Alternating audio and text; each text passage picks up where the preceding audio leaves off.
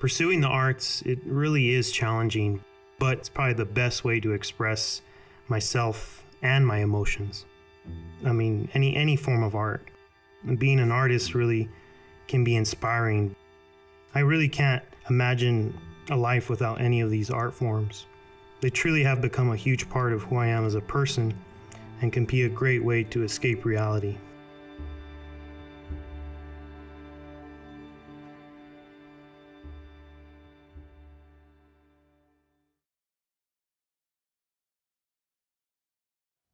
My name is Adrian Avila. I am 25 years old. I was born in El Paso, Texas. And the last question says, what do I do? Well, I'm a musician. I did all 4 years of my high school life of marching band, jazz band, concert band. And then I started gigging when I was about a freshman in high school.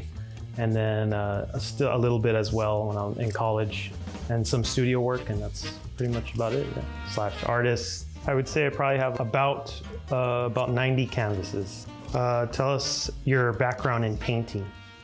It was a short film about a painter, and it was called Unfinished Canvas. It was about a painter that had this mental block. That's kind of where I got inspired to start painting. Slash actor.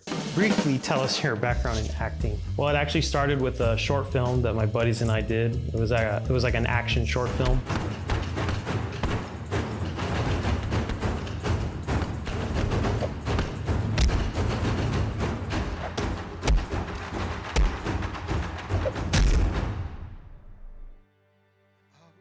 I think the biggest problem that artists face today is probably putting yourself out there and not being afraid to make those mistakes, you know. And I think sometimes we get a little too butthurt when people critique us or they judge us, and we have to see through it. And I think that's the thing that artists deal with every day in our society, you know, especially when you're pursuing a career in the arts.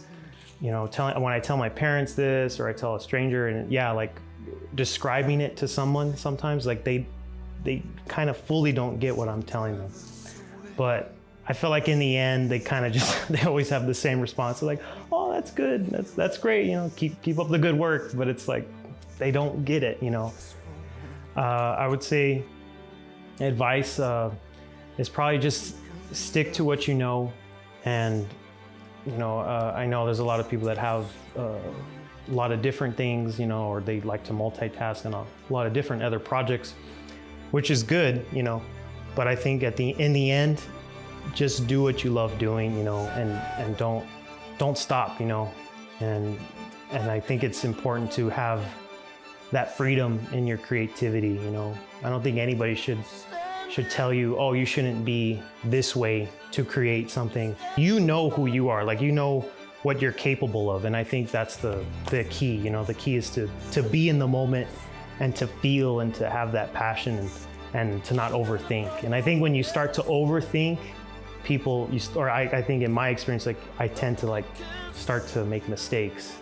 But yeah, just keep going.